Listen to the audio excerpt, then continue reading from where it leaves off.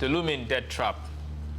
According to the Debt Management Office, Nigeria's public debt grew from 4.14 trillion in 2005 to 121 trillion in Q1 2024.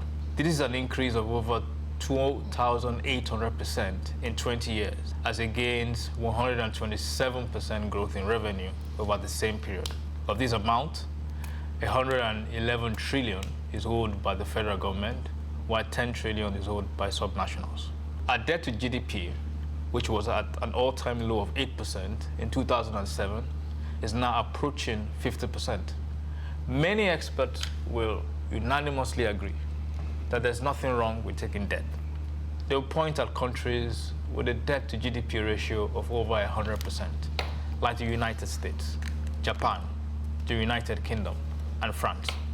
I agree. The problem is not in taking debt. The problem is what it is used to finance and the ability to service it. If debt obtained with favorable terms is used for productive purposes, like infrastructure development, education, health, and diversification, it can stimulate economic growth and service the debt. But if it's used for consumption, to pay salaries and finance frivolous government expenditure, the likelihood of it becoming a debt trap is very high.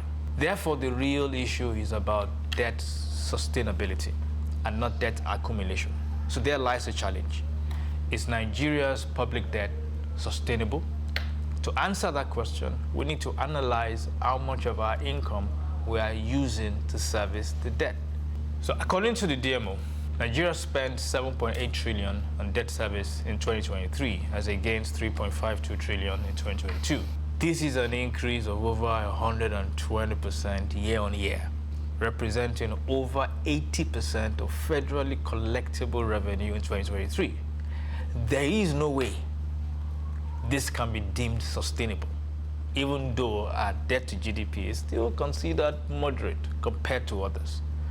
The persistent gap between government revenue and expenditure, currently at over 15 trillion, has led to large ongoing fiscal deficits, increasing concerns about a looming debt trap.